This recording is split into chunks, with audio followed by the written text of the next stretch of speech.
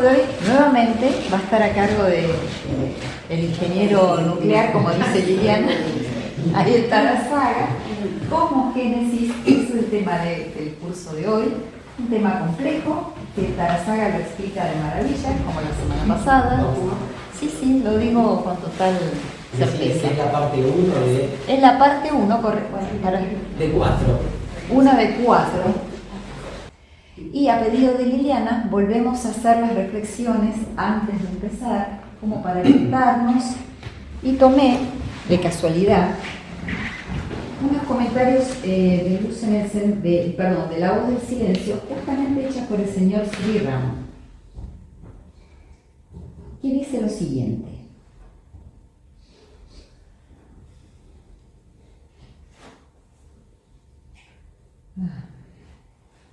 Hay una referencia a las 4 nobles verdades del budismo.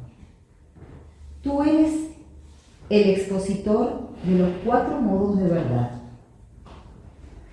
¿No has pasado tú por el conocimiento de toda miseria, la verdad primera? ¿No has vencido al rey de los maras en sí, el portal de la asamblea, la verdad segunda? ¿No has exterminado el pecado en el tercer pórtico y adquirido la verdad tercera?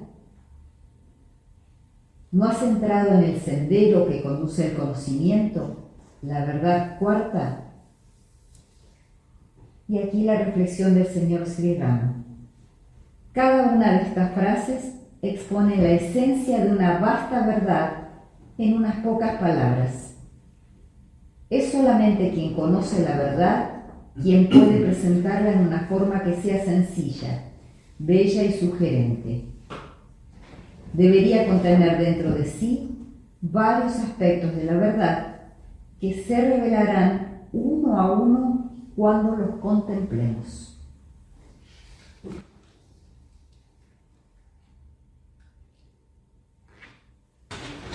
¿Cómo están?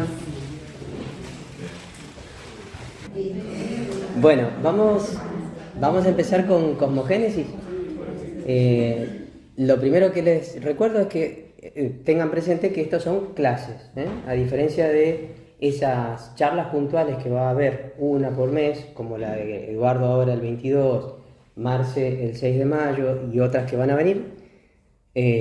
Las clases son clases, entonces son charlas, pero podemos interactuar los que puedan, miembros de la casa, y ustedes pueden preguntar también, levantan la mano y preguntan, sobre todo con este tema.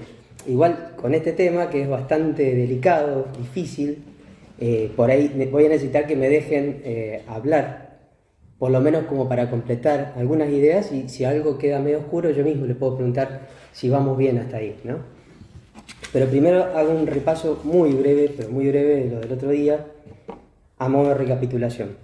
Lo que hicimos básicamente el otro día fue argumentar o conversar mucho acerca de la naturaleza de este tipo de estudios para separarla o distinguirla de un estudio académico, clásico cualquiera, que se hace con la cabeza, ¿no? El tipo de estudios, este tipo de estudios involucra todo nuestro ser. Es otro tipo de acercamiento, necesitamos de otras herramientas, necesitamos de otra actitud y otro tipo de compromiso de nuestra naturaleza, ¿sí? Y dijimos que como pasa eso, la elección específica de la literatura que tengamos no responde a, por ejemplo, decir doctrina secreta de la señora Blavatsky es trascendental y es lo único por lo cual se puede empezar. No es así, sino la elección específica de un libro o de otro es algo puntual, algo, si se quiere, ¿cómo decirlo? Que responde, claro, algo responde a preferencias personales y también, obviamente, a algunas condiciones generales que pueden tener las obras, pero de alguna manera lo que importa es que sepamos usar con inteligencia todos los recursos que hay a mano, las reflexiones, la música, las diferentes fuentes de esoterismo que tengamos a mano, todo tipo de estímulo, aprovecharlo inteligentemente para que, a propósito, estimulen nuestra propia naturaleza interna y evoquen o arranquen de adentro algo que ya está dentro nuestro, y no al revés. No se trata de inyectar de afuera adentro. Yo mencioné unas cuantas razones por las cuales en lo personal elijo doctrina secreta, pero lo que quería decir es, no es la única, ni quiere decir que allí se acaba la verdad, ¿eh? No es así, ¿está? Pero bueno, todo lo que dijimos es, esto involucra toda nuestra naturaleza, no solo la cabeza, y por eso es un tipo diferente de estudios. Y dijimos básicamente el otro día que un sistema de axiomas, hablamos mucho acerca de los axiomas, ¿no? Era un conjunto de postulados o de principios cuya validez o cuya verdad se sostenía por sí misma, o sea, eran evidentes, claros de por sí o de suyo, y entonces no necesitábamos demostrarlos, y a raíz de eso todo lo demás se podía cimentar, se podía fundamentar, se podía explicar a raíz de esos axiomas. ¿Por qué era esto? Porque estamos tratando de ir a la cosmogénesis en el ámbito de la filosofía esotérica y decir dentro de ese ámbito cuáles son los axiomas que están debajo, detrás y por dentro de todo el sistema. También dijimos que esos axiomas, cualquiera o cualesquiera, pueden ir cambiando en su profundidad, ¿no? La historia ha mostrado que los axiomas se ponen en algún nivel de subjetividad y después el tiempo muestra que quedan cortos o quedan refutados y hay que llevarlos más adentro. Y así, y así. Y esto en el ejercicio racional, pero que esto también, dijimos, en lo que concierne a la búsqueda espiritual, tiene sentido hasta cierto punto.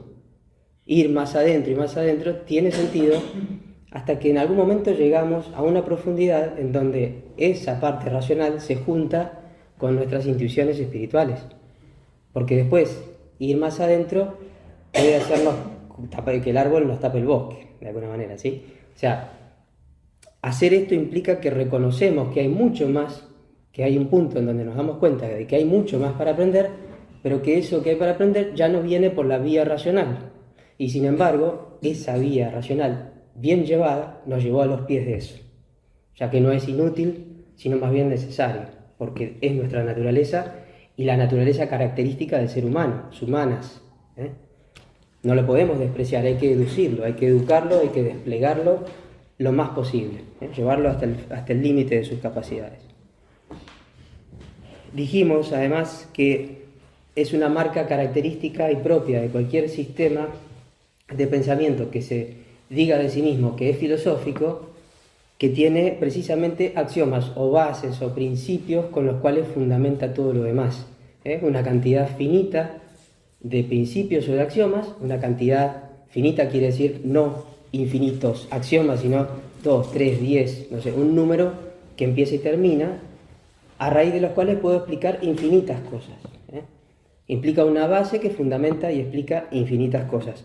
Y ahí hablamos de la potencia que tiene esto, ¿no? La abstracción que me permite explicar muchas cosas con unas pocas, fundamentarlas, entenderlas, reducirlas a los axiomas.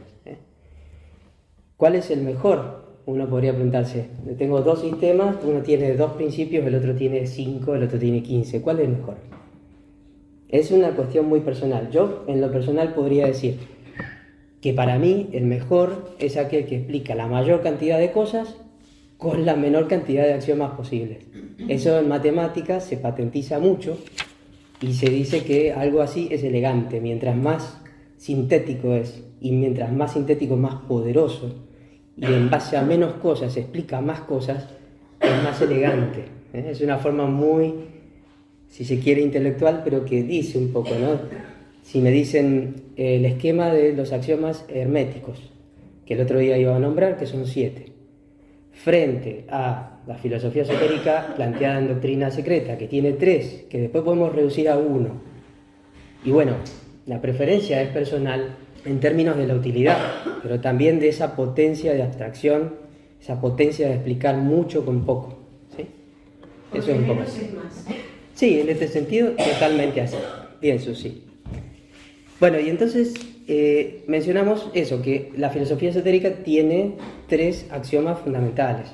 Mencionamos el principio ese de vida uno, absoluto, un principio sustancia, la vida una, espacio, para Brahman, que ahora vamos a trabajar sobre eso. Hablamos de la ley de ciclos y karma como segundo axioma, y hablamos de la unidad fundamental de todo, la unidad fundamental de vida. Eso está en la tercera proposición.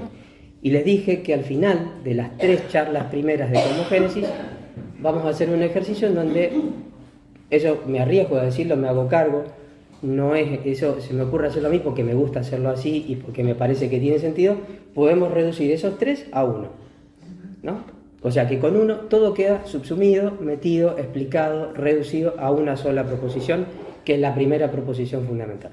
Eso lo vamos a ver después. Mencionamos después ya un montón de cosas que le daban el movimiento al sistema. Tenía esos axiomas, pero el sistema es algo dinámico, es un organismo vivo, ¿no?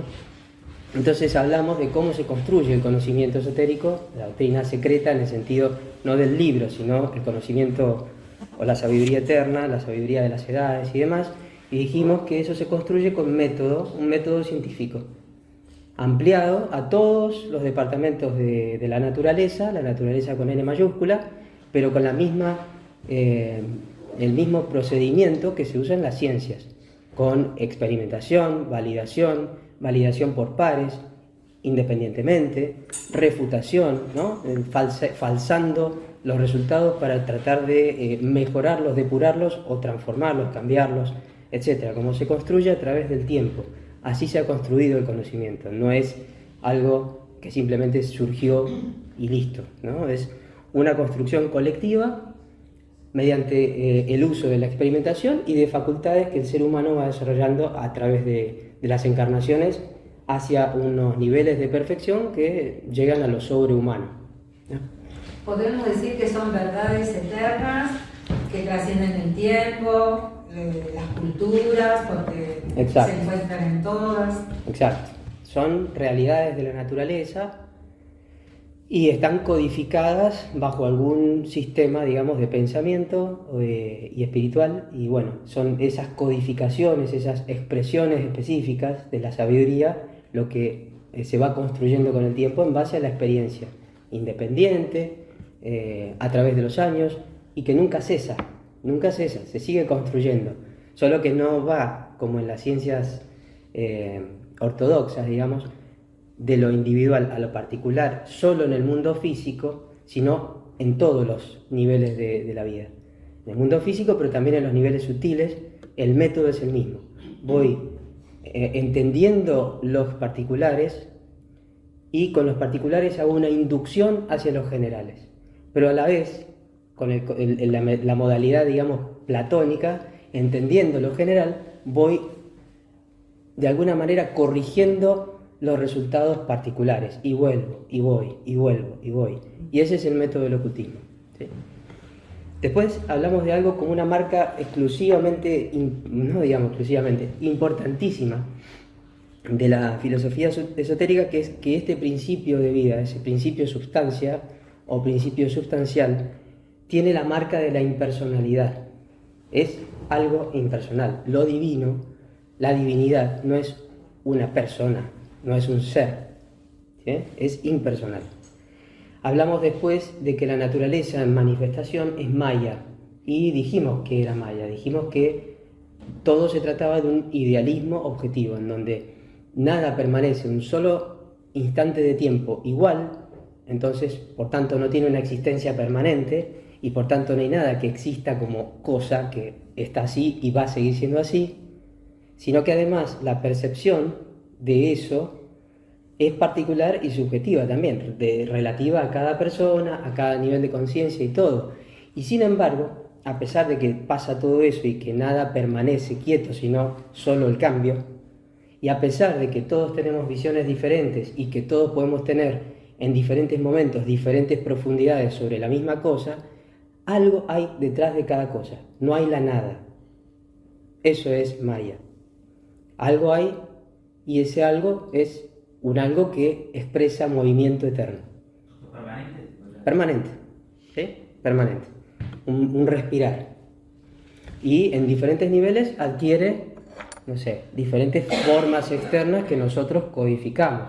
Para mí esto es una campana, pero para otra persona que nunca vio una campana es un pedazo de bronce que, no sé, que le va a servir para tomar agua, por ejemplo, ¿no? Depende. Y si lo veo con ojo químico voy a decir que acá hay átomos de no sé cuánto, y si lo veo como físico voy a ir más adentro y así. Hay algo y está siempre cambiando, pero en el fondo hay algo en la base de todo eso. y no hay nada, no hay un vacío, no es inexistente, eso es lo que quiero decir. Idealismo objetivo es eso.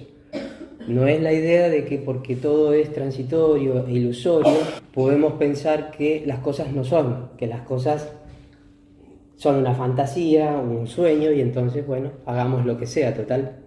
Si todo es un sueño, me porto como quiera, ¿no? Todo tiene consecuencias. Dijimos también que todo, en todos los reinos de la manifestación, todo es consciente en su propio nivel. No hay un solo hueco o punto en la manifestación en donde no sea así. Todo tiene su propio nivel de conciencia relativo a ese nivel, y todo siente o percibe el entorno en ese nivel. En el reino mineral, en el reino vegetal, animal, y en el reino humano, y todos los demás, elementales, espirituales.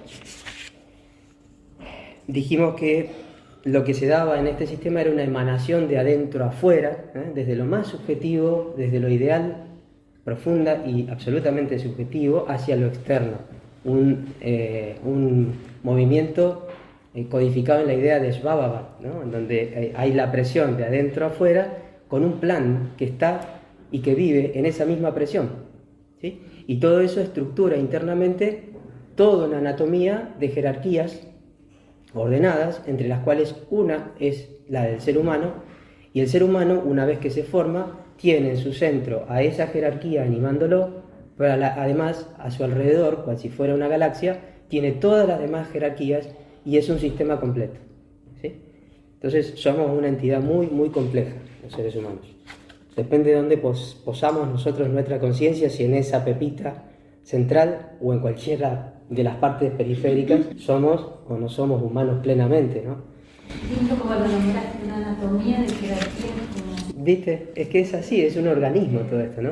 Esa idea orgánica no se tiene que perder, por eso decía al principio que todas estas cosas tratan de mostrar la parte dinámica, que no es en un enunciado de categorías fijas y listo, estáticas, ¿no?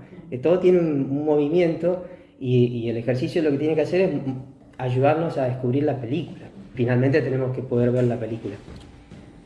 Dijimos entonces, ya termino con el repaso, se enseña también desde la filosofía esotérica esta cosa divina, esto divino, este principio de vida, esa vida una, es algo impersonal y es no antropomórfico, ¿no? No tiene forma humana, no tiene forma de un ser gigante, y que además no hay idolatría, o sea, no se idolatra ningún tipo de ser, ¿eh? Y sin embargo, a pesar de todo esto, a pesar de la impersonalidad y todo, no es un ateísmo, no es ateísmo, ¿eh? Porque ateo sonaría a contrario a una religión teísta. Bueno, no es teísta porque no hay un Dios personal o antropomórfico, pero tampoco es ateísmo. Yo después les voy a decir qué es, qué tipo de panteísmo o monismo puede ser.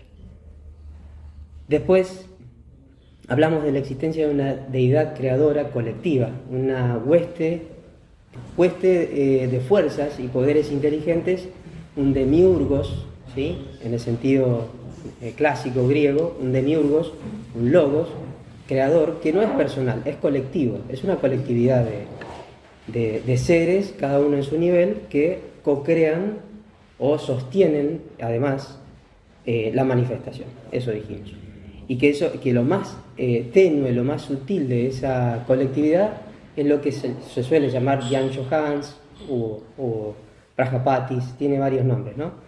Y que representan o animan lo que en general nos vamos a encontrar bajo el nombre de mente universal, ¿sí? Pero que a pesar de eso no son seres perfectos, porque todo es perfectible, y si no son perfectos tampoco son, de alguna manera, no son objeto de adoración divina o de veneración. En todo caso, sí, podemos venerarlos como veneramos al Buda por admiración, pero no rendirle un culto o un honor divino, una cosa muy... Yo no voy a rendirle un honor a un Jan Johans o a un ángel, depende de en qué cultura lo sitúe, pero son potencias que además no son propiciables ante una voluntad personal. Yo no le puedo pedir que haga lo que yo quiero, no puedo torcer a las potencias que manejan las leyes físicas, por ejemplo. No voy a, porque yo quiero, porque me molesta caerme al suelo y golpearme porque la gravedad tiene ese efecto, pedirle a la potencia divina que lo haga al revés y que me haga volar. No puedo, no lo voy a propiciar. No puedo hacer eso. Bueno, lo divino en la manifestación es un conjunto de inteligencias y fuerzas de esa naturaleza, que además son finitos, son seres en algún nivel. Después, ya para ir cerrando, no había ningún punto vacío, habíamos dicho, y tampoco había materia muerta. No se puede hablar de materia muerta cuando estamos diciendo que este principio uno y omnipresente de vida es un principio substancia, un principio sustancial, mostrando con eso que ese principio tiene los dos polos o las dos caras, el principio de vida y la contracara prematerial, digamos, la substancia, como caras de la misma cosa. Y si ese principio es vida, entonces la materia que tiene por raíz en uno de sus polos a ese principio que es la vida, no puede ser muerte, no puede estar muerto, no hay nada que esté muerto.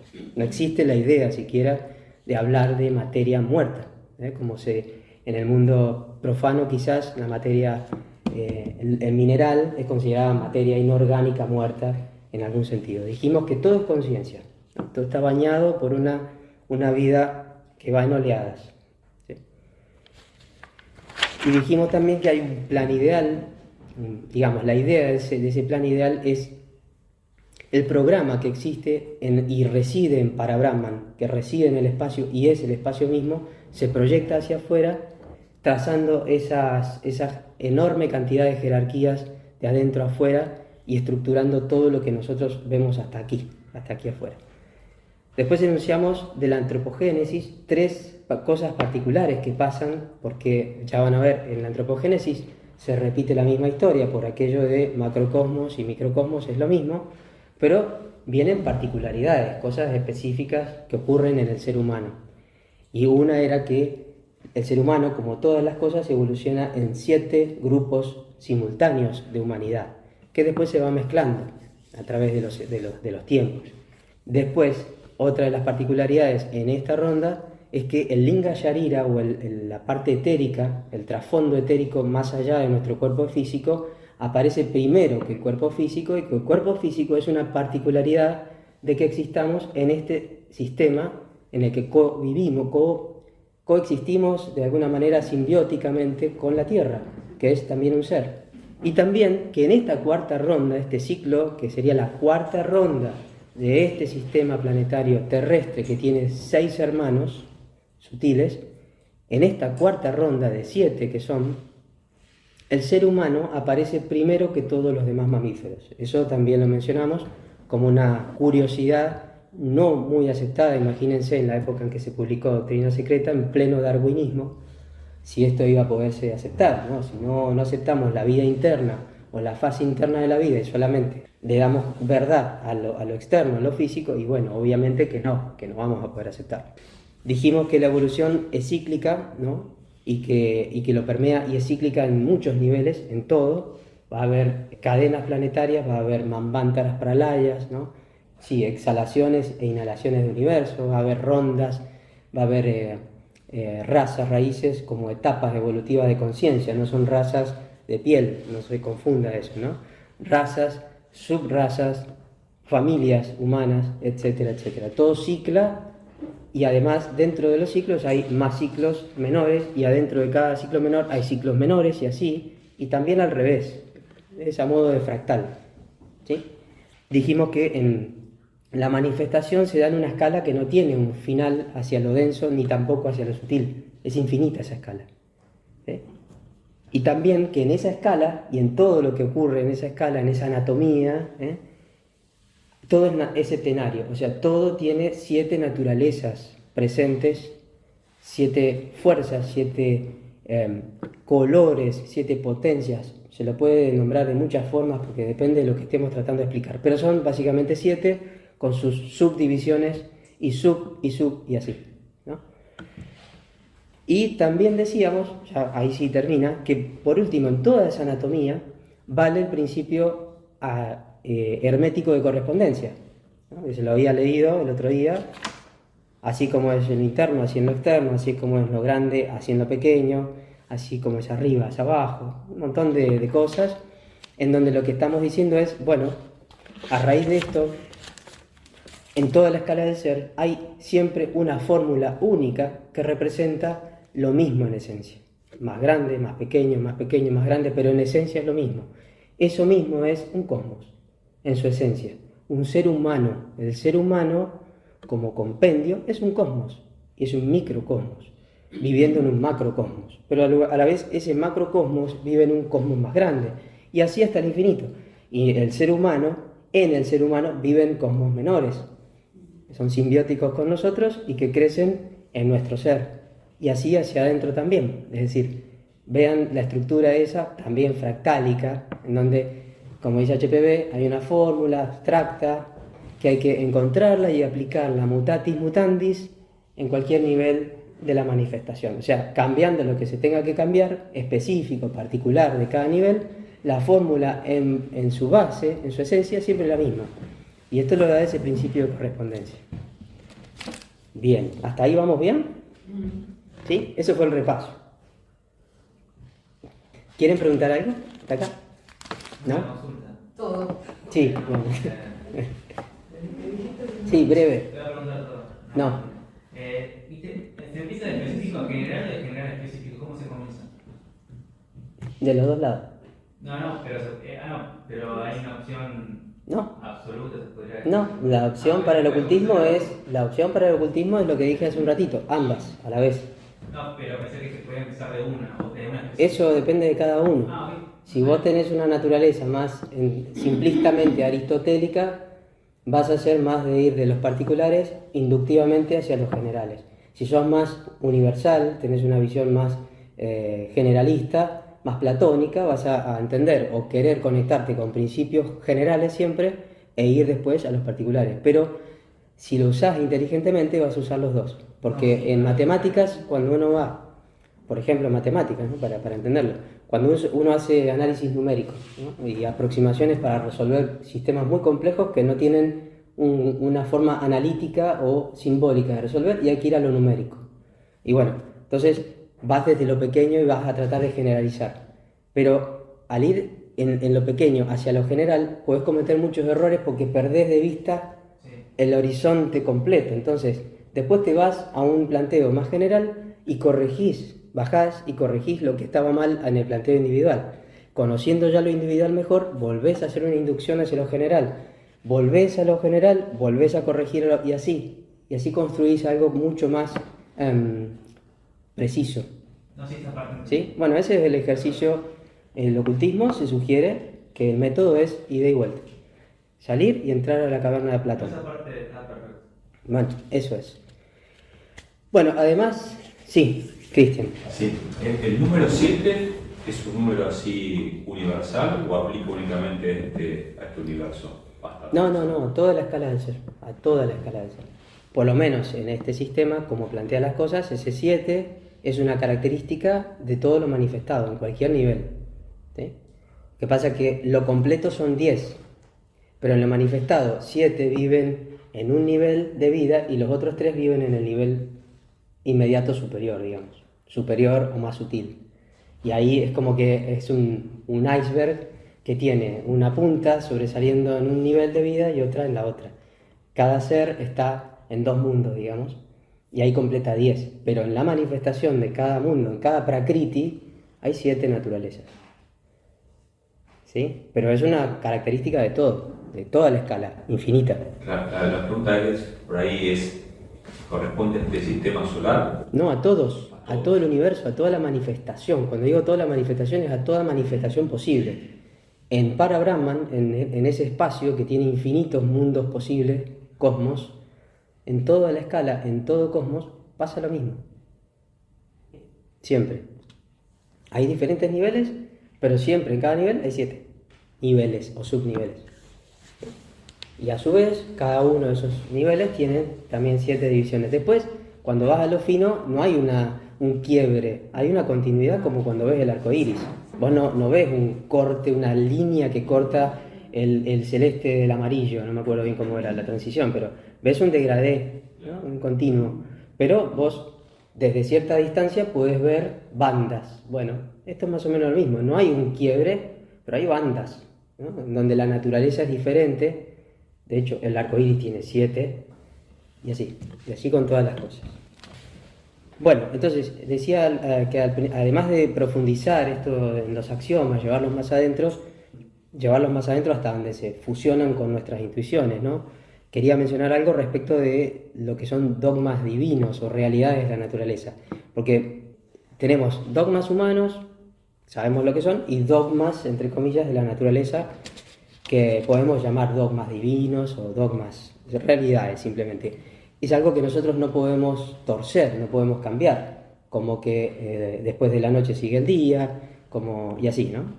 No podemos cambiar eso y no lo podemos escribir, no podemos nosotros escribirlo y emitirlo como un dogma de los típicos humanos, y solamente nosotros podemos mencionar lo que observamos de esos dogmas.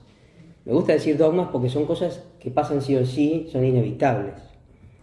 Los humanos, ¿qué son los dogmas humanos? Son decretos que surgen de la psiquis humana, de alguna manera están escritos a letra muerta, a ser respetados sin explicación, cuando en verdad podría haber una explicación, pero bueno, de allí viene su irracionalidad.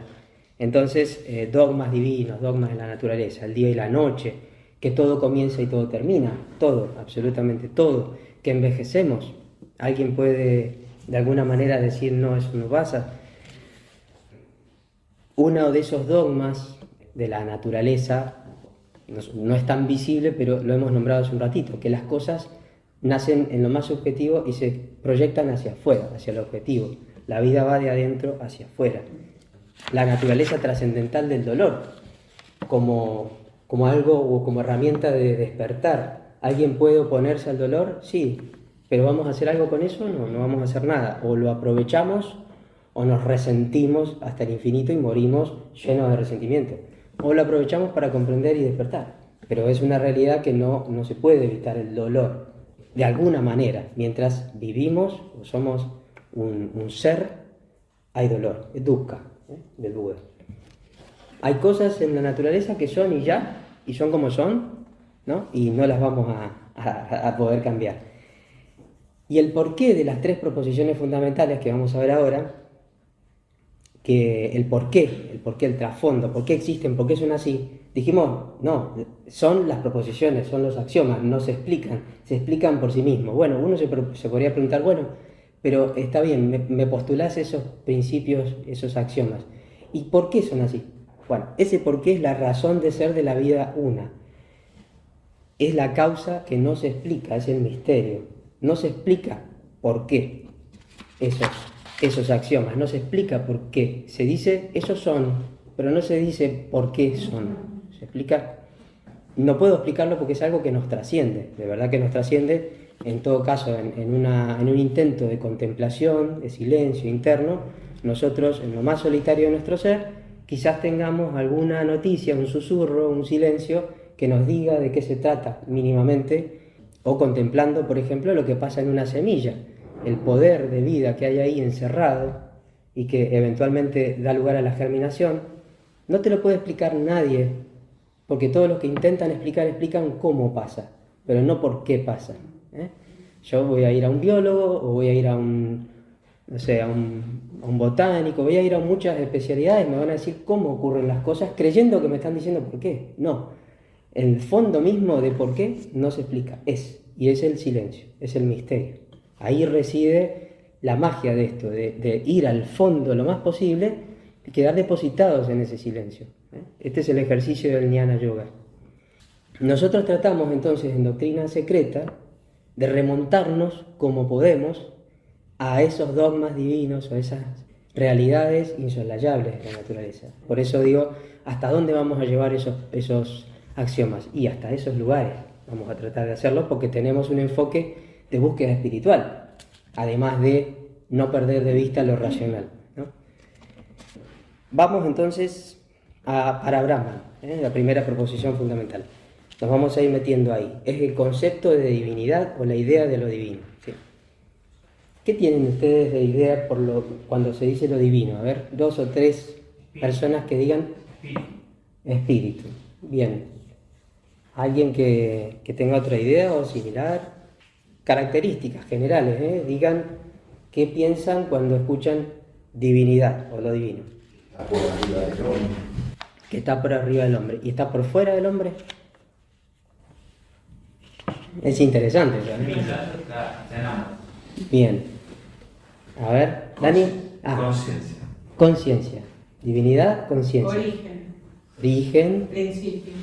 causa, principio, bien. Luz. Ese me gustó mucho. Perfecto. ¿Ven? La idea de perfección surge, ¿no? Casi intuitivamente hay muchas palabras que se asocian un poco culturalmente, pero también un poco a modo de metáforas, porque cuando queremos hablar de esto, ya lo vamos a tocar enseguida, no nos queda otra que acudir a ideas metafóricas que nos hacen o nos evocan dentro nuestro algo en relación con eso, ¿sí? Entonces, bueno, vean cuántas cosas surgen acerca de lo divino o la divinidad. Bueno, la primera proposición fundamental en Doctrina Secreta, yo no me armé un PowerPoint para ponerla acá y que la fueran leyendo, no tuve el tiempo, pero postula un principio 1, lo adelantamos el otro día, que es el núcleo medular de todo, que es el núcleo que lo explica todo, a todo el sistema, y que no solo está en la causa, no es solo la causa, sino que lo permea todo, está por dentro, por detrás, y lo es todo, ¿sí? Es un principio que además es lo único existente, ¿sí? Y se le atribuyen varias características a ese principio que lo hacen absoluto. Acá vamos a entrar en las ideas de absoluto versus relativo, o sea, lo hacen absoluto de manera superlativa, de manera preeminente. Eso significa que no solo es absoluto según cualquier concepción clásica o idea de absoluto, sino que lo hacen el único, o lo único absoluto, único. Recibe muchos nombres, ya hemos mencionado varios. ¿Ustedes se acuerdan de algunos? Recién dije varios respecto a ese principio, a ver si se acuerdan de alguno. Miren que es un curso, tienen que ir haciendo memoria porque en las clases que vienen va a haber un examen. No, pero sí traten de ir armando la película porque todo está pensado para ir construyendo desde lo general a lo particular. Van a llegar clases en donde ya se va a poder hablar de la constitución centenaria del ser humano, de la vida post-mortem, pero todo, de karma, pero todo en el marco de esto primero, ¿no? Hay que entender, acá sí es sentar las bases generales, universales, e ir a los particulares. Y después experimentar desde la experiencia, desde lo personal, y proyectar hacia lo universal, y ver cómo se combinan esas dos cosas, qué rapport hay entre ambas, ¿no? César, decía. El uno, lo uno, yo le sacaría el él, porque eso le atribuye, claro, le atribuye un género, digamos, y es mejor que ni siquiera tenga un género, porque si no ya lo particularizo más. Tras que al meterlo en símbolos, en palabras, ya lo estoy reduciendo, encima le agrego un género. Entonces, al decirlo lo estás haciendo como... más neutro. No, pero lo hago neutro por lo menos, porque después no voy a decir es lo uno y listo, voy a dar un montón de cosas que nos van a permitir una comprensión, si bien no lo vamos a ver por extensión total, no lo vemos, pero lo comprendemos, ¿eh? No vamos a decir solamente uno y listo, o lo uno, sino otras cosas más, ya vamos a ver. Pero bueno, es lo uno de Plotino, es lo mismo, es lo incognoscible, sat, seidad, como el business, lo siendo, el gerundio, ¿sí? Lo que está siendo, toon de los griegos, todo eso es lo mismo. Vida una, deidad oculta, divinidad oculta, vida oculta, vida una, también le decimos nosotros en las cartas de los Mahatmas, se le dice vida una. Yo me voy a referir varias veces a eso como naturaleza con N mayúscula, ¿sí? Para Brahman, espacio también, muchas veces se usa eso en el ámbito de la naturaleza. Y para Brahman viene de la Vedanta, Advaita, ¿sí? Y también se le suele decir lo absoluto. Lo absoluto. Ahora, quiero hacer hincapié en esto de absoluto versus lo que es relativo. Está la finitud, lo que es finito, y lo otro, ¿no? Si yo les dibujo, bueno, ya está, lo dibujo acá, pero la idea es acá. Dibujo algo así, y yo me meto acá. Ahí. ¿Qué me pasa? ¿Qué me pasa? ¿Qué veo? ¿Veo una cosa o veo más de una cosa? ¿Qué hay fuera de este límite donde yo estoy metidito, guardadito? No lo sé. Está lo otro, está la alteridad, hay lo otro. Y si yo lo amplío, lo hago más grande y me sigo metiendo, estoy metido acá, ¿hay una cosa o hay más de una cosa? Sigue habiendo otro. Yo estoy acá en el más grande, pero está lo otro allá. Esto significa finitud, termina en algún lado, hay un borde, está siempre lo otro. Y si yo junto muchos elementos finitos en una cosa más grande y me meto acá o acá, ¿hay una cosa o hay más de una cosa? Siempre está lo otro, porque aunque yo pudiera considerar todo esto como una cosa, afuera está lo otro. ¿Entienden que marcar una frontera significa siempre hay lo otro? Y si hay lo otro, esto es relativo a esto y viceversa. Estamos hablando de absoluto, ¿no? Estoy tratando de razonar para llegar a la idea del absoluto. Bueno, entonces, si yo quiero llegar a lo absoluto, ¿cuántas veces tendría que hacer este proceso de...? Infinitas veces. Entonces, ¿puedo arrancar así? ¿Puedo construir lo absoluto por un proceso de juntar cosas finitas? No se puede. Y la mente concreta tiende a eso. La mente concreta tiende a eso. Nuestras facultades de intuición nos permiten entender que lo infinito, lo absoluto, es una primitiva, se dice así en matemáticas, que se entiende primero que las cosas finitas. Se entiende antes, ontológicamente hablando, siempre, ¿sí? O sea, yo no puedo construir lo ilimitado y lo infinito juntando un montón de cosas infinitas. Un montón de cosas finitas. Es un trabalengua esto. Entonces, si tengo dos cosas o más que están separadas, que son dos cosas, impera lo relativo. Y entonces, si nosotros podemos saltar y concebir una sola cosa absoluta, entonces, y que es ilimitada, que es infinita, entonces podemos entender la idea de absoluto. Mientras no saltemos, pero fíjense que no puedo saltar construyéndola así. Tengo que ser capaz de verla al revés, de entrada, a priori, como un chispazo, una primitiva, como el cero. En ese punto también hay un infinito. ¿Cómo? En ese punto también hay un infinito que nunca llegás, se reduce y nunca se va a reducir, nunca va a desaparecer. Claro, sí, también, eso ya yendo hacia adentro, ¿no es cierto? ¿Querés decir vos? Sí. Entonces, podemos sintetizar en que es un algo que contiene todo. claro, es un... Lo Es, visible, lo es invisible. contenedor y contenido. Es todo. Y es nada en especial o en particular. Pero ahí vamos a ir entrando en esa gimnasia. Digo, tenemos que hacer este proceso de entender lo absoluto y ya voy a ir diciendo por qué. Es completamente opuesto, ustedes lo ven, eso absoluto es completamente opuesto a la idea de relativos o de cosas finitas, cosas que tienen un borde donde terminan. Y nosotros, para entender ese principio de vida que se enuncia en Doctrina Secreta, tenemos que tener en mente siempre y permanentemente, primero que nada, esta idea de absolutidad. Si no, no vamos a comprenderlo, siempre lo vamos a romper, siempre vamos a caer en un error. De hecho, todo lo que es creacionismo, ¿no? una deidad extracósmica, surge justamente porque no podemos enmarcar nuestro pensamiento en esto, en una idea de un principio absoluto. Siempre caemos en una particularidad. Entonces, desde el momento en que sigue concibiéndose todo de manera que está la alteridad allá, se va a caer en la tentación de yo pongo el centro desde donde se dicta todo, desde donde todo se origina, lo pongo en un punto particular que me parece privilegiado y voy y lo pongo ahí. De entre los infinitos puntos posibles voy y lo pongo acá, ¿no? Y todas las demás cosas creadas las pongo allá. Y ahí ya partí la naturaleza en dos, ¿sí? Y eso destruye la idea que te pide la doctrina secreta, la filosofía esotérica, más ampliamente dicho, que tengas en mente, si no, no vamos a poder entenderla, nunca. Yo no puedo construir, les decía, esa infinitud sumando muchas cosas finitas, tengo que entenderla al revés, es una primitiva, como en las matemáticas.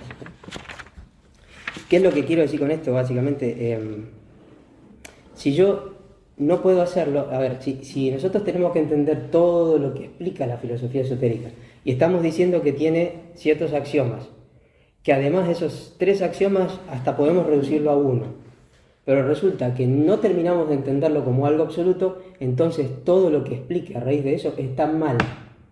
Tengo que poder entender bien ese axioma primero y su absolutidad, porque de lo contrario estoy rompiendo todo lo que me explique a raíz de eso, todo.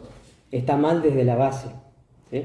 Hay que romper esa idea y esa tendencia mental y hasta en las palabras cuando hablamos y decimos, de romper las cosas, de escindirlas, de partirlas en cosas que terminan siendo o trazando subjetividad, relatividades, ¿no? ¿Hasta acá me siguen? ¿Sí? Bueno. Bien. Absoluto.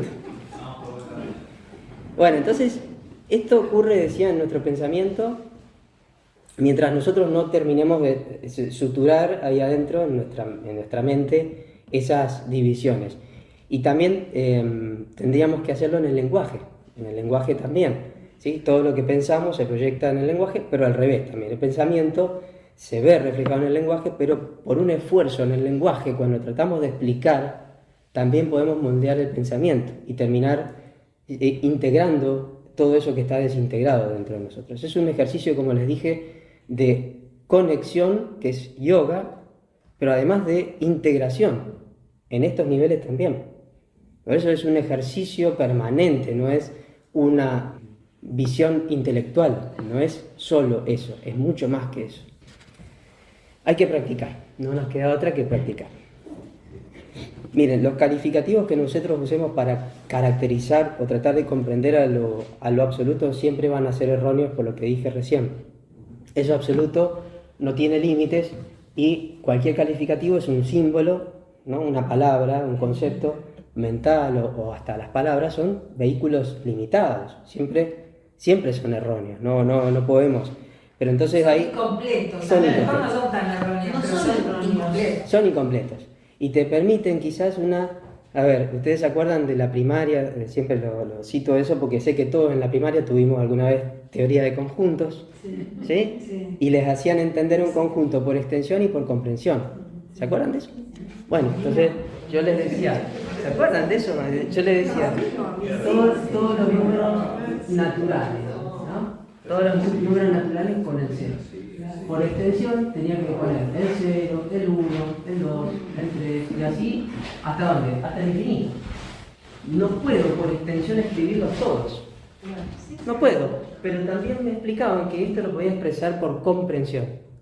Y decía, los naturales, no me acuerdo bien la anotación, era X, tal que X, pertenece, no me acuerdo. Y se enunciaba una formulita única que me permite comprender los infinitos de una sola vez. Otra vez, el proceso de la potencia de los principios, de la abstracción. Claro, como los axiomas. Es el mismo reduccionismo. Bueno, en esto es lo mismo. Las palabras que nosotros usamos para tratar de decir qué es absoluto, no me van a decir qué es lo absoluto, pero me van a permitir una comprensión. Por eso yo me revelo tanto cuando dicen, de eso no se puede decir nada. ¿Por qué no? Y entonces no entendiste que hay muchos elementos desde el lado filosófico que se tienen que poder decir de esto, porque es una de nuestras facultades más importantes. Y tenemos que poder llegar a alguna parte con eso. ¿Se entiende hasta ahí? Sí. Pero después, además de esos vehículos que son limitados, nosotros podemos llegar a comprender algo con eso, como decir que es omnipresente, ahora vamos a ir entrando en eso, que es absoluto, ¿no? Podemos usar las metáforas. Las metáforas en general son arrancadoras de información sutil y mucho más efectiva para sacar esa información sutil sobre la misma cosa. Por ejemplo, la típica metáfora que se usa con los ojos. Los ojos son algo así como un medio por los cuales los seres vivos pueden captar la luz en su cerebro, me dice una cosa. Y si digo los ojos son las ventanas del alma, tengo otro tipo más sutil de información sobre lo mismo, ¿no? Entonces, cada cosa que nosotros usemos respecto al absoluto son metáforas, son ventanitas por las cuales uno puede tratar de arrancar un poquito más de luz, o erradicar un poquito de oscuridad. Es decir, cada vez que digamos alguna cosa de esa naturaleza, no vamos a estar diciendo la cosa en sí, ¿sí? Pero van a ser cosas conducentes siempre a esa idea de absoluto. Entonces vamos a retornar ahora a lo absoluto, a eso único que es absoluto. ¿Y cómo es eso absoluto? A ver, los miembros de la sociedad, si se acuerdan, cómo se enuncia, es omnipresente. Bien, ¿qué más? Eterno, inmutable, ilimitado, inefable. Inefable. O sea, omnipresente habla de esa absolutidad. Si algo es omnipresente, no puede haber un lugar donde no está. Claro. No puede haber un otro allá en donde no está. Está omnipresente. Es absoluto. Es eterno porque no empieza y termina. Ni siquiera es que empieza y no termina o que nunca empezó y va a terminar. Nunca empezó, nunca termina. Es eterno. ¿Sí? No es Esa es la idea más difícil Sí. de cada. Y sí, y está la idea del sempiterno, que son las últimas dos que nombré recién, ¿no? Que o empieza y no termina, o viene del infinito y termina. La mitad, sempi, la mitad de eterno. Bueno, no, ni siquiera es eso, es eterno. No empieza, no termina. Es inmutable, no se mosquea, no se mueve, porque no hay cómo moverse. Lo que es absoluto, algo para que pueda moverse, yo tengo que poder correrlo y tener alguna referencia para marcar que se corrió. Pero si yo no tengo un borde desde donde pueda medir para marcar cómo se movió, no tengo forma de hablar del movimiento. No se traslada, no se mueve, no se modifica. Ni siquiera vibración. Porque tampoco hay un espacio allá, un otro donde yo lo pueda llevar, porque lo abarca todo. Entonces es un bloque infinito, absoluto, no hay forma de hablar de movimiento. Para que haya movimiento, para que pueda cambiar, tiene que haber movimiento. ¿Está? Tiene que transformarse, digamos, y ocupar un espacio distinto. Pero eso significa que para poderse transformar, debió ocupar algo que antes no ocupaba. Y entonces ahí habría habido lo otro. Pero dijimos que no es lo otro. Hay lo absoluto. Entonces no se puede mover, no puede cambiar más bien. Hay movimiento en ello, pero ello no se mueve como bloque, como totalidad. Es ilimitado, por la idea de absoluto, ¿no? Y es inefable, es decir, no lo puedo decir, no lo puedo expresar en su totalidad. No lo puedo empaquetar en símbolos. No lo puedo poner en un símbolo que va a ser finito y por justamente su naturaleza finita no puede ser un coche, un vehículo de algo que no cabe ahí, nada más. Ahora, por eso, al hablar así, no existe el vacío. No. Omnipresente En significa... todas partes, decir, es como que el vacío no existe. No existe la idea de vacío en el sentido de la nada, Ya nada, sí. en el sentido de vacuidad, de no hay algo, sino nada. No existe eso. Por el hecho de decir que es omnipresente. Está presente en todas partes, quiere decir eso. Claro, porque si hubiese vacío se podría mover. Correr o modificar en algún puntito, entonces, se movió. Ocupa todo. Ocupa todo. Es una cosa, es como, imagínense un océano de agua, un océano, ¿no? Infinitamente grande, imaginen que lo pueden expandir. ¿Cómo verían que se mueve si eso es infinito? Claro, No puedo, no tiene sentido, no es que no se puede, carece de sentido en ese marco de cosas. Ven que se puede jugar un poco en estos niveles con la comprensión. Sí, pensando en el espacio. podemos interpretar. No, perdón. No, que pensando en el espacio se ve claramente que no lo podemos mover. Porque Claro. Está todo. Claro. Omnisciente da la idea de un ser que tiene conocimiento, que tiene... Y ahí cuando hablas de un ser ya estás hablando de algo finito, por eso ahora vamos a entrar en eso. Ahí ya no lo... Y lo mismo que si decís omnipotente. Hay un ser que es potente, hay un ser que es omnisciente, pero acá hablamos de omnipresencia, es diferente. Es muy sutil también, puede venir otra persona con formación filosófica y decirme, no, pero para mí esta categoría... Porque si se plantean leyes desde él, Sí, no, desde él no. desde Ello, ellos, bueno, no se plantean leyes desde ello. Ello es leyes.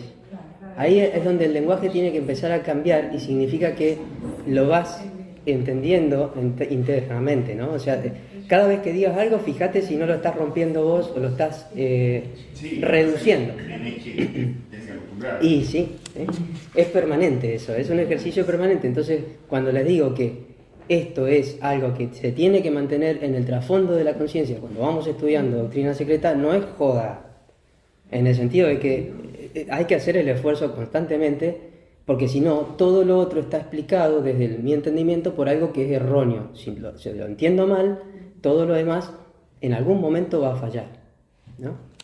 Entonces, esta idea de qué es absoluto y qué no es importante. Bueno, tiene esas características. ¿Sí? Es raíz o causa de sí mismo, porque no hay lo otro. Entonces no tiene una causa fuera, es causa de sí. ¿Sí?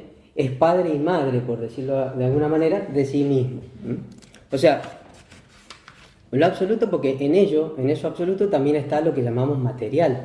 Entonces parecería entonces otra vez que está ese principio de vida y lo material. Pero si acabamos de decir que no puede haber dos cosas, todo es uno, es un principio substancia, es un principio sustancial. Es causa de sí mismo en el sentido ontológico, porque da el origen de sí, pero no la causa temporal, el origen temporal, sino la causa, es causa en ese sentido.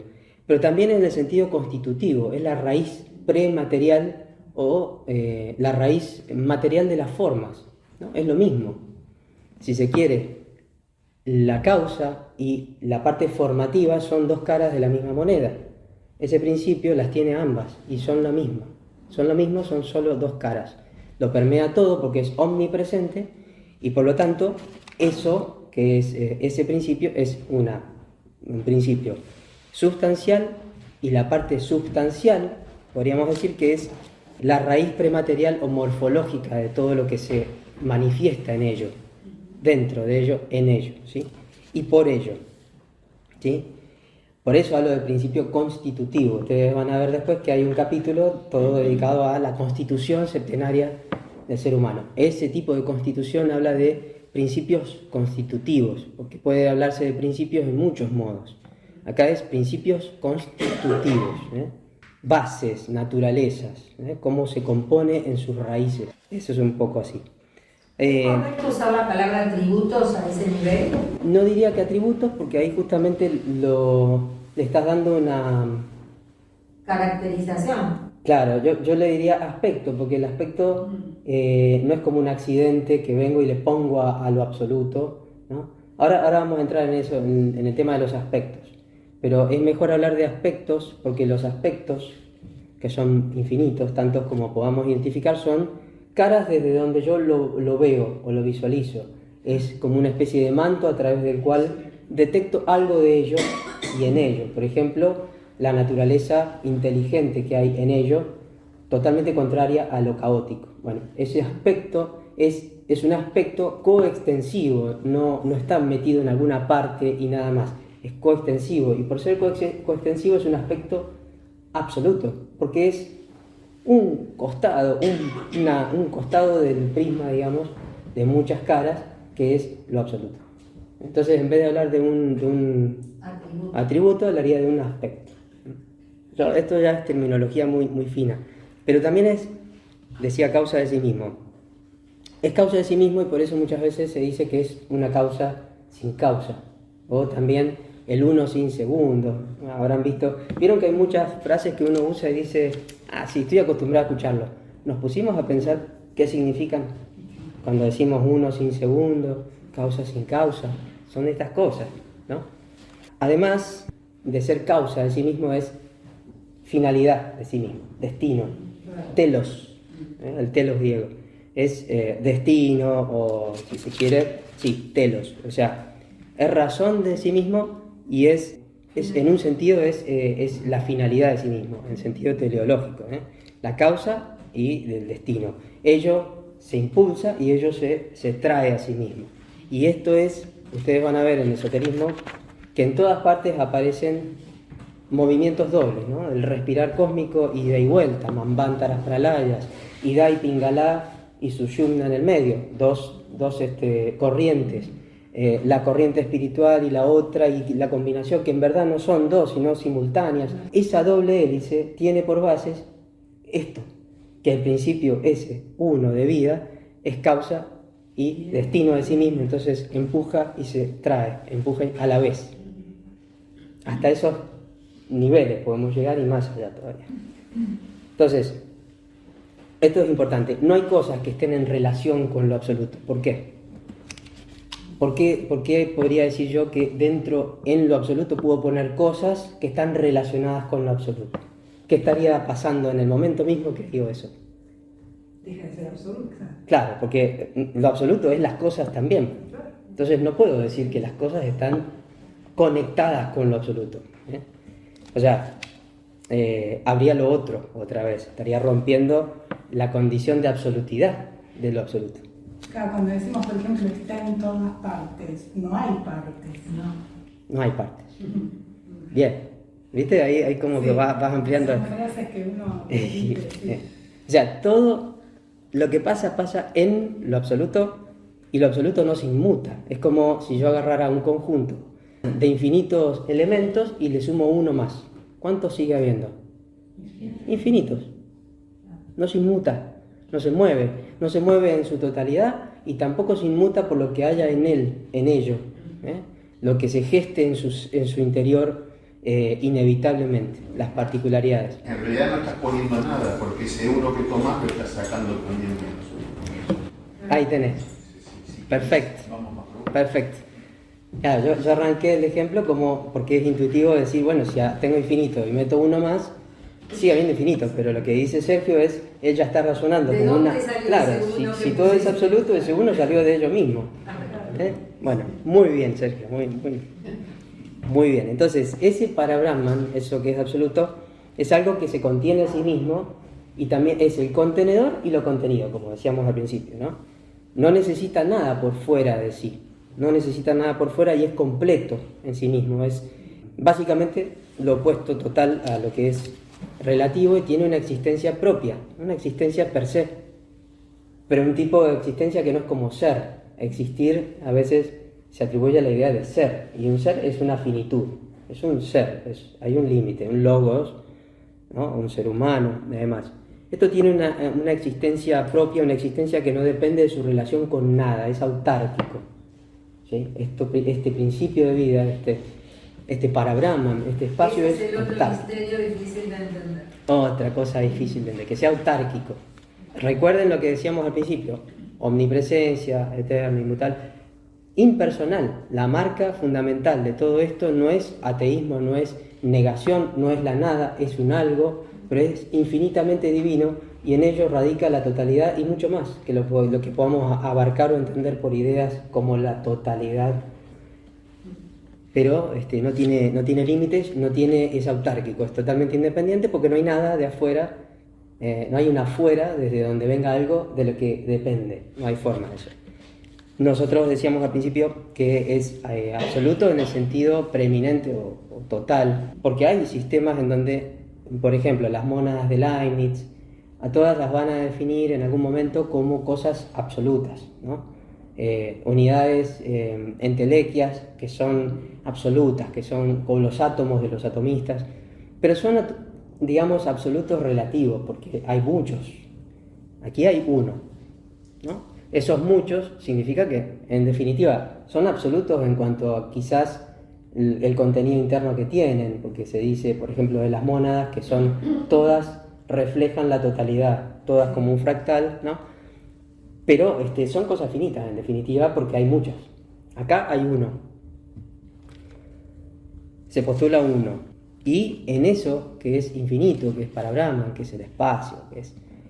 no hay un punto, fíjense qué contradictorio es. O sea, la idea de que no exista un punto preferencial, ¿sí? No existe un punto preferencial en ese espacio infinito, es incompatible con la idea de creacionismo, de crear algo, porque cuando se habla de creacionismo parece que hay un lugar privilegiado en donde se crea y donde alguien o algo crea, ¿no? O sea, para poder elegir un lugar específico en eso que es absoluto, tengo que poder ubicarlo. Para ubicarlo tengo que tener una referencia, tengo que medir la distancia de ese punto a algún borde.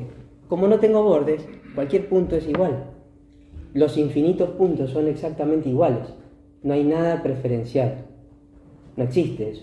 Entonces, aquí es algo totalmente incompatible con la idea de crear, ¿no? Y bueno, sobre los movimientos ya les conté. Movimiento como bloque, como lo que es lo absoluto, no se puede. Lo que está en ello sí se puede mover entre sí. Dos, no sé, pongamos por ejemplo, dos mundos, dos cosmos. La Tierra de esta cadena y uno de sus globos hermanos tienen una posición relativa, digamos. Se pueden mover, puede haber un movimiento relativo entre ellos. Eso no significa que hayan dejado de ser, de alguna manera, lo absoluto. Ahora vamos a la inmanencia y la trascendencia, que es lo otro difícil de entender. Hasta acá, ¿cómo vamos? Voy a tomar un poquito de agua. Tengo mucho calor. Bueno, acá la idea de espacio, porque dijimos que también se le llama espacio. Esa palabra es la que mejor capta nuestra mente. Sí, porque como dice HPB, no hay forma de no ver el espacio, pensemos lo que pensemos, ¿no? Si pensamos en algo, hay extensión de ese algo tiene extensión, se desparrama, es espacio. Ahora, hay una distinción importante entre lo que es el espacio abstracto, vacío, en donde yo ya existía el espacio y vengo y meto las cosas y queda ocupado el espacio, y después las saco y el espacio queda vacío ahí. El espacio como en las matemáticas, ¿no? El espacio cartesiano, una caja vacía, totalmente, no tiene nada, son coordenadas, vengo y pongo algo. Este es un espacio que es, ustedes habrán escuchado decir que es en vacío pleno, ¿no? Es un espacio corpóreo, como pasa con la gravedad general. La existencia de materia y la consecuente gravedad, la masa, perdón, ¿qué hace? Deforma el espacio, deforma, y entonces uno puede ver fenómenos tales como rayos del sol desviados por la presencia de, no sé, por ejemplo, en un eclipse, o la presencia de la luna o de la tierra. Bueno, se puede curvar, se curva, porque el espacio, en vez de medirse de la misma manera en todos los puntos, cerca de donde hay mucha gravedad, se arruga, es como que adquiere una curvatura diferente, y entonces punto a punto se mide distinto, se arruga. El espacio es algo corpóreo, no es un vacío en donde pongo las cosas. Entonces, si hablo de movimiento, por ejemplo, algo que se va a mover, si yo me desplazo, siempre hago este ejemplo, me desplazo de acá, este cuerpo está, que no es muy grande, está ocupando este pedazo de espacio. Me muevo acá, ahora ocupa este. ¿Yo me desplacé o qué pasó? Piensen un poquito en ese fenómeno. ¿Qué hice ahí? Reformular la pregunta. Claro, yo me muevo de acá, es una forma en que lo entendemos. Me muevo de acá a acá. ¿Qué pasó acá? ¿Yo me moví o el espacio se transformó? ¿Qué pasó? Acá antes estaba vacío y yo vine y me puse y quedó vacío acá, ¿o no? ¿Ven que resulta eso? Lo que hay en el fondo es un pulso de voluntad. Yo decido, hay algo en mí que decide una transformación del espacio. Acá se enrareció, quedó más sutil, menos denso, y acá se densificó y se transformó el espacio. Pero el espacio no dejó de ser nunca el espacio. Sí. Entonces nosotros lo vemos externamente como una traslación de una unidad que pareciera que está separada del espacio, pero en realidad hay un movimiento por voluntad, una transformación del espacio por voluntad. Si fuéramos peces y vos te estás moviendo, justamente es eso, estás pasando de un lado al otro y el agua sigue estando ahí. Claro. A lo sumo generás alguna turbulencia, provocas Sí. alguna diferencia, provocas deformación. Sí. Pero siempre es sobre esa misma. Sí, y el agua y el pez, podrías decir, son lo mismo, o sea, son... Y el agua y el pez si, son lo mismo. Si vos vas y mirás a microscopio la interfase, vas a ver átomos arreglados o agrupados de diferente manera, que cuando te alejas da la apariencia de que acá hay una cosa distinta a esta, pero en verdad... Y vamos a peces de hielo, listo. Claro, bueno, yo siempre doy el ejemplo de un mar infinito, agua, mucha agua, y bolsas transparentes llenas de agua, perforadas, para que haya una especie de membrana por la cual se conecta el agua. Que también son de agua. Que también, claro, entonces eso que veo es una uniformidad, nunca dejó de haber una cosa, pero hay unidades internas que son lo que vamos a ver después como huevos áuricos, ¿no? En donde, ¿qué pasa? Hay una inmanencia de ese principio, porque si no pareciera que son otras cosas, pero estamos diciendo que ese principio es absoluto y es omnipresente. Entonces la idea es que eso está metido o sea, las cosas finitas, esas bolsas, son parcialmente ese principio está inmanente en ellos, pero a su vez como no se agota ahí, porque es eso, pero mucho más que eso, se dice que respecto a eso finito es trascendente. Es inmanente y trascendente, pero no dejó de ser una única cosa. ¿Sí? ¿Hasta acá me siguen? Entonces, imaginemos ese mar. Ahora, si quieren, cierren los ojos un poquitito, que puede ser útil. Imagínense ese mar sin orillas, ilimitado, como les dije, que está en movimiento perpetuo, un movimiento respiratorio, neumático, ¿no? Una inhalación y una exhalación, un respirar profundo, una cadencia lenta, pero que está repleto de vida en potencia, ¿no? Y respira, y ahí se da ese hálito eterno, inmutable, ese cambio. Y imaginemos estas cosas en donde también será un respirar cósmico desde toda la eternidad. No empezó, no terminó, no va a terminar. Eso es lo que determina lo que después vamos a ver como manvántaras, pralayas, ¿no? Exhalación e inhalación de universos en el espacio, ¿sí? Y que ese espacio, al ser absoluto, no se inmuta, no cambia, porque esos mundos nazcan en ese espacio. Y en donde cada punto metafísico, esto era Dani, en cada punto metafísico de ese espacio, cada punto adimensional rige ese principio de unidad de todo en todo. O sea, en cada punto se va a repetir otra vez la totalidad. Y dentro de ahí, en cada punto, se va a repetir la totalidad, al infinito.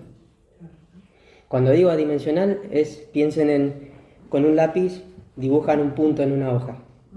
Le sacan una foto y la miran en el celular y la empiezan a ampliar. ¿Qué pasa con el punto? El punto se amplía. Ese punto no es adimensional, tiene dimensiones, tiene tamaño. Punto adimensional significa algo que es invisible, pero que son coordenadas en algún lugar. Yo lo fotografío y lo amplío y no cambia, ¿no? El punto es la única representación simbólica que conecta lo finito con lo infinito.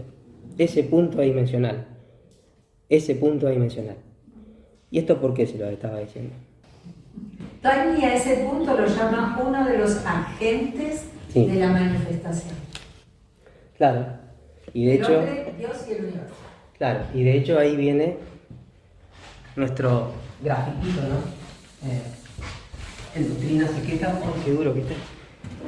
Que dice, hay un cuadro oscuro, negro, profundo, que no tiene límites. En realidad no es un cuadro, es como una representación de eso absoluto. Claro. Un plano, claro, es un límite. Después viene otro dibujo que dice, hay esto, la primera diferenciación posible, un ser finito en lo absoluto. Y después viene un punto, arranca la vida, arranca. Después viene, ¿qué viene? Un diámetro. Empieza a proyectarse la tela de la vida, empieza a trazarse la geometría, la anatomía interna de un cosmos en donde va a vivir mucha vida, valga la redundancia. Ese proceso sigue y se completa. Y después, una vez puesto en marcha, ya lo representamos con la famosa svástica. Que no lo representamos nosotros en la sociedad. Es un símbolo muy antiguo que significa la rueda de fuego, movimiento, la vida siendo vida manifestada. Después de cierto tiempo, ese proceso se frena. Acá me faltó la cruz. ¿Sí? La cruz se completó toda la emanación de un cosmos y empezó a vivir. Después, en un momento, cuando termina, está la mitad del ciclo, digamos, se frena. Después empieza a rotar al revés. Acá lo voy a mezclar. Ese de acá. Viene la esvástica, pero en vez de rotar así, va a rotar así. Así. Esto después lo voy a currar porque la gente ve esto y como no conocen, me van a. Después viene ¿Volvés esto. al punto? Viene así. Sí, se reduce. Ahí es al revés. Acá queda uno solo. Y ahora vuelve. Queda el puntito y queda esto. En latencia, dormido. ¿No? O sea, podríamos decir que existe esto y en esto existen infinitas secuencias como esta que van y vuelven, todo el tiempo. ¿Ven? Esos son Manvantaras, pralayas. Manvantaras, pralayas. Y el puntito es la conexión de este espacio sin límites con una finitud. El punto. Conceptualmente, Ari, Sí. ese punto, haciéndolo expresivo para otras ideas, ¿no? Esa Sí. sería la creación.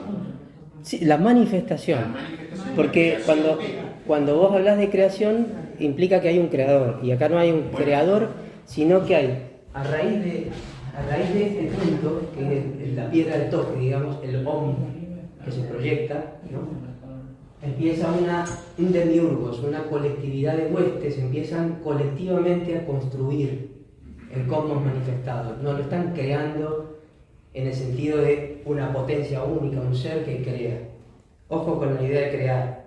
Es una construcción colectiva que en síntesis, obviamente, se habla de logos, ¿no?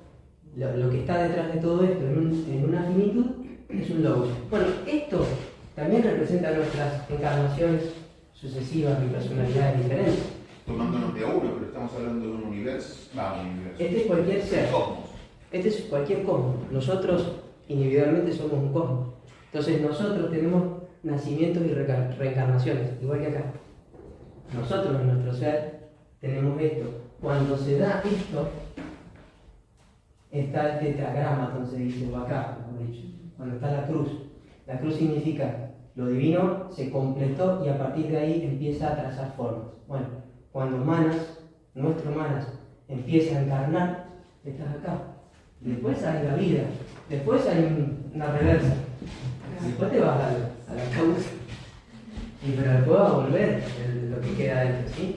Se resumió en un punto y después sigue así. O sea, esto representa cualquier escala del ser. Nosotros o el cosmos. Claro. Podría decir porque Para yo. Dame un segundo que le doy a Sandra. No, que diga. Joana. nada, me hace entender que lo absoluto es una fuente inagotable que se alimenta de sí misma. Claro. Sí, no hay otra cosa. No hay otra cosa y es una fuente infinita, completamente inagotable porque es eso, es vida que, digamos, es tan es inacabable o, ¿cómo es que digo yo muchas veces? Tan plena, pero más todavía, súper abundante, dirían los neoplatónicos, ¿no? A la Plotino dirían es excesivamente abundante de más que no puede no pasar, va a brotar sí o sí un punto en algún momento. Le sobra tanta vida, tanta plenitud a eso que es lo único que hay, que necesariamente y cíclicamente brotan universos, ¿sí? Y respiran. Y dentro de esos universos, subuniversos. Y a su vez ese universo es un subuniverso de otro más grande y así. O sea, ¿se imaginan esto en movimiento? Bueno, sí, perdón, Sandra. Dame un segundito, Sandra. No recuerdo ahora la palabra que habías dicho, las huestes que van a poner esa manifestación, Sí. ya estaban en potencia antes de que vieran ahí, pero no eran esas mismas huestes, eran mónadas que habían sido otra cosa, ¿no? Sí, o sea, todo depende de qué parte del proceso estás viendo. Qué sé yo, si esto pasó 7 veces y representa 7 rondas, y bueno, capaz que vas a empezar a ver la primera ronda de un nuevo sistema, entonces las mónadas que están acá provienen de otro, pero si estás viendo la segunda ronda, tercera, eso es muy relativa. Lo que yo intento hacer con esto es que se vea en esencia lo que pasa. En esencia, esa fórmula abstracta, Claro, que se cambia mutatis mutandi en Claro, todo. eso puede ser una ronda también. Claro. Más de Exacto, todo un ciclo. Cualquier ciclo en cualquier nivel, cualquier ser en cualquier escala, ser humano, porque un macrocosmos y un microcosmos son seres humanos en el sentido de, como lo dije la semana pasada, no la persona, el tipo de ser humano que vive en este planeta con este cuerpo, es la convergencia de la totalidad de lo que hay en una unidad compuesta. Eso es ser humano, eso es cosmos. Nosotros somos una escala más pequeña respecto a la escala en la que vivimos, pero a su vez la escala en que vivimos es más pequeña que otra en la que vive, y dentro de nosotros, en nuestra escala, viven escalas menores y así. John. No, Me pidió, dale porque me pidió... No, ¿tenemos algo de lo absoluto o no tenemos nada de lo absoluto? Somos, lo absoluto es omnipresente, no podés no ser lo absoluto. No, pero ahora yo estoy hablando específicamente. No, es que Porque el todo no es materia, por ejemplo. todo es materia. Entonces el todo es materia En también. realidad la materia no existe. Yo estoy diciendo que no existe, que existe un principio de vida que es principio sustancia o principio sustancial, que en un aspecto parece materia, en un aspecto parece espíritu, pero son la misma cosa, pero además es omnipresente. Entonces está en vos y sos lo absoluto parcialmente porque está inmanente en vos, pero te es trascendente porque es mucho más que vos, pero no deja de ser vos. Vos sos, vos vivís, te movés y ¿cómo es que dice San Pablo? En él vivimos, nos movemos y tenemos nuestro ser. Y es esto, es un poco esto, no somos otra cosa. Perdón, Jonah. Sí. En base a lo que él decía, por ejemplo, en el texto bíblico de la Biblia hay una parte, un párrafo donde los profetas, en el judaísmo se habla de, por ejemplo, los mesías llegaban a decir que ellos eran el Mesías, o inclusive cuando Jesucristo dice yo soy uno con el Padre. Es esto. Son metáforas, y en ese caso son, ¿cómo le dicen? No son metáforas, ellos usan las parábolas para tratar de explicar estas cosas, ¿no? Graficar ideas muy complejas, pero accesibles para la gente en masa. Sergio, sí. No, lo que preguntaba es cuando cerrás el círculo, Sí. ¿desaparece todo? No desaparece nunca nada en el sentido de que queda una semilla, digamos, porque no te olvides que este cosmos está viviendo en otro más grande, y en el seno de eso más grande está, digamos, la esencia durmiendo, y entonces no hay una desaparición total, no hay una desaparición. La esencia durmiendo. Cada disolución significa que cada disolución en un nivel de vida ocurre en el más denso de un nivel de vida que le sigue, entonces no hay la nada, no desaparece todo, queda una semilla. Pero ese círculo, según la doctrina, representa una delimitación que se hace a sí mismo Claro. para expresarse. Ahora sí. Esto es una representación del durmiendo, digamos, pero digamos, la manifestación ocurre, mirémoslo así, como si esto tuviera dos lados, ¿no? Un péndulo. Ocurre acá, pero cuando se va a dormir está viviendo del otro lado, en un pralaya, en donde también hay un tipo de vida, como la vida onírica nuestra cuando nos vamos a dormir. Claro. Vivimos acá afuera, ocurre esto, pero pasamos y todavía no tenemos conciencia clara de lo que ocurre del otro lado, pero cuando llegamos a este punto, o cuando nos morimos, están pasando cosas del otro lado. La vida post-mortem es llegar a esto y dejar que ocurra el mismo proceso adentro. Porque esto es, no me olvidé de decirlo, esto es así, ¿no? Llega acá y lo mismo pero atrás. Y llega acá y otra vez, pero acá afuera. Y sí, después atrás. Un 8. El infinito. Estaba hablando del infinito. Sí. Ahora bien, es correcto, respondiendo al punto, definirlo como el centro potencial donde está todo en potencial y en algún grado llamarlo centro de conciencia. Sí, porque ahí, acá sí tenés un ser.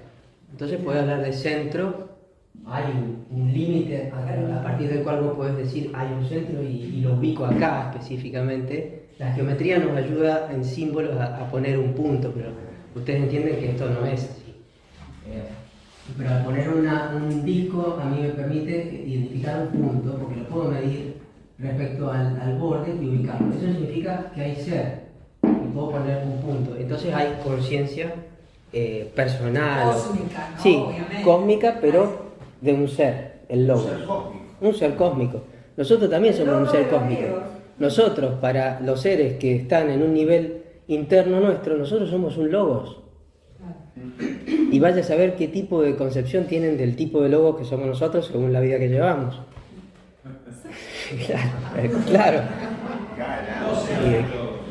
Claro, yo no voy a hablar por mí, Sandrita.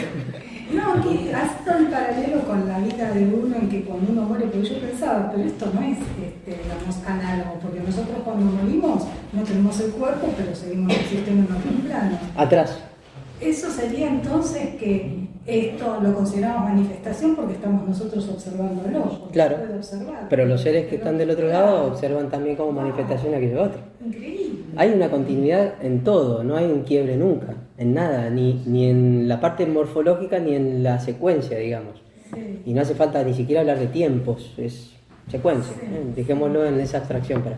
Sí, ahí te digo, Lucas. ¿Sí? Bueno, en la religión judía, en la Kabbalah tradicional, Ajá. se dice que Dios era una esfera quieta, cuando se empezó a mover, dejó un espacio vacío y empezó la creación, cuando inclusive se sigue retirando a día de hoy, por eso es infinito y no se termina. Claro, Entonces, en la Bueno, religión. en la Kabbalah tenés la idea de En Sof, ¿no? Y eso es equivalente a lo absoluto. Lucas. No sé bien cómo preguntarlo. Supongo que en lo absoluto hay una actitud que es todo en todo momento. Cuando se produce la división, o la primera división, ¿puede ser todo en todo momento? No hay quiebres, hay un principio de unidad interna, de cohesión, donde no se rompe nada nunca. O sea que podríamos decir que en la primera división al mismo tiempo se están produciendo todas esas divisiones. ¿Vos decís en la secuencia temporal? Y eso es relativo, porque la verdad que depende en dónde estés posicionando la idea. Si, no sé, si te lo imaginás como la reencarnación humana, bueno, vas a identificar como fases en el tiempo, pero la temporalidad en lo cósmico es, digamos, mientras más adentro vas, más desaparece la línea del tiempo como la conocemos. De hecho, cuando yo trate karma, y me gusta porque lo enfoco desde ese punto de vista, llegamos a un punto en donde nos damos cuenta que hablar de tiempo es tonto. Hay una forma de acercarse a eso y darse cuenta que hablar de pasado, presente y futuro no existe. Hay un trabajo que hace una gimnasia en donde en todo caso hay una simultaneidad. ¿Y esa Pero simultaneidad se podría relacionar con la actitud de lo eterno, de lo absoluto? Claro. Es eso mismo. Es eso mismo, solo que aquí en la manifestación nosotros lo linealizamos, ¿no? Claro. Ponemos una Mientras más secuencia. denso, más lineal y en realidad no. Exacto. Es un poco así. Eso es muy difícil, ¿no? Es difícil, pero bueno, está encerrado en todo esto que siempre hablamos, ¿no? Sí, profe, no, decime Ariel. Bueno, sos profesor. Está bien, es un curso nuclear, profesor nuclear. Y matemáticamente, por ejemplo, cuando vos decís, yo hago del 1 al 10, Sí. empiezo por el 1. El 1 es la unidad, está en todo, tac, tac, tac, tac. En esta concepción, en donde estés 1, 1, 1, 1, o sea, está todo. ¿Por qué 1, 1, 1? Pará. Por el concepto de unidad, de absoluto. Ah, no, sí, pero bueno, los números acá no los asociaría, sino que lo asociaría con las fases. Yo pondría 1, esto es potencia, acá pondría 1 acá, 4, no sé, depende, eso es muy relativo. La asociación directa de los números con esto no, yo te diría el 0 representa lo absoluto, 1 puede representar la existencia de un logos, ¿no? Y ya después 2 podría ser esto, y así, el 4 sería esto, la cruz, el tetragramaton, ¿no? La proyección desde el primer logos hasta lo que se llama tercer logos y la manifestación del tercer logos. Justo antes de que se dé la manifestación, la tela más sutil antes de que se trace todo lo que sigue, el tetragramaton, o sea, la divinidad se hizo forma. 4. Depende, eso es muy contextual. Y cuando vas leyendo, el número puede simbolizar algo u otra cosa. No hay una fórmula rígida, eso es lo que quiero decir. No, Tali dice lo mismo, que las fórmulas nos acercan a la idea, pero que no alcanzan. con la Exacto. fórmula. Es que otra vez son símbolos. Son formas como las metáforas de acercarnos, pero si uno les confiere una realidad, ahí es donde aparecen los desentendimientos y también las peleas. No, pero el 3, no. ¿Qué te dice tu interior cuando meditas en estas cosas? Eso es, no es lo que dice un número, es eso. Por eso hablé mucho de la necesidad de un trabajo donde se involucra mucho de nosotros mismos, no solo el símbolo, la mente, lo intelectual, es mucho más que eso. Ya para cerrar, ¿qué rescatamos de todo esto como concepto o idea de divinidad? Lo divino, bueno, lo impersonal, la marca, el no centro, no hay un centro específico, la omnisciencia, la omniconciencia, la omnivisión, no de un ser, sino de la seidad o sat, esa inmensidad sin límites que tratamos de ver, lo que es infinitamente variable, inagotable, inmoviente, el hálito eterno, esa eternidad, esa idea de perfección exquisitamente perfecta, valga la redundancia, infinita, que siempre es perfectible en todo punto y en todo momento. Otra vez, las ideas de punto y momento es espacio y tiempo, y en este nivel de abstracción las ideas de espacio y tiempo tienen que ir desapareciendo, pero bueno, son juegos de las palabras para tratar de decir algo, ¿no? O sea, en eso que es infinito, en ese principio de vida, cabe asociar una idea de perfección que no es estática, porque si no, entonces significa que nosotros pensamos la perfección y es esta y listo. Puedo pensar la perfección y que sea infinitamente dinámica. En ese momento mismo que pienso en la perfección, la pienso como infinitamente aumentable. Son ideas que le dan mucha vitalidad a todo esto, ¿no? Y bueno, después vienen ideas como Dharma, la ética divina, karma, y un montón de cosas en donde uno puede pensar en esto, en ese relajo de lo infinito en sí mismo, en la infinitud como bondad, ¿no? Hay un montón de figuras que se pueden asociar con esto, y fíjense qué lejos estamos de la idea de un Dios antropomórfico, amoroso, protector, que me creó y está allá, yo hago lo que quiero, total un día me perdona. Es un catecismo completamente parado. Estamos muy lejos de eso, ¿no? Bueno, esta es un poco la idea de lo divino. Y de lo sagrado, que significa todo, absolutamente todo, cualquier partícula que nos parezca viva o muerta, no importa, porque todo está ahí. Exacto. Han tomado de una forma fría todo esto, porque es muy, pasando tan rápido uno se lo toma de una forma muy fría. Y bueno, pero es un tema para meditar para toda la vida, no es, justamente no es una materia para rendir, aunque ustedes van a tener un examen. Pero es para... En septiembre, ¿no? En septiembre. No, ahora uno por mes tienen. Nada. Pero es para, digo, es material para meditar, es para tratar de arrancar de adentro de uno algo que resuene como la verdad para adentro, para nosotros. Pero por eso se insiste, no es ir a leer un libro, es meditar, es reflexionar, no es poner la mente en blanco, porque poner la mente en blanco, ¿para qué me sirve? Tengo muchas otras formas. Hay gente que a lo mejor le sirve poner la mente en blanco porque al poner en blanco la mente pasan cosas, porque se pone en un estado pasivo, ¿no? Pasan cosas que le transfieren algún tipo de información. Pero poner la mente en blanco por poner la mente en blanco es forzar una situación inútil. Entonces, otra vez, el aprovechamiento inteligente de todo tipo de herramientas a mano para producir ese estímulo interno, esa evocación y ver la película y hacerla cada vez más real, más clara, más contundente, ¿no? En fin, bueno, hasta ahí, chicos, por ahí.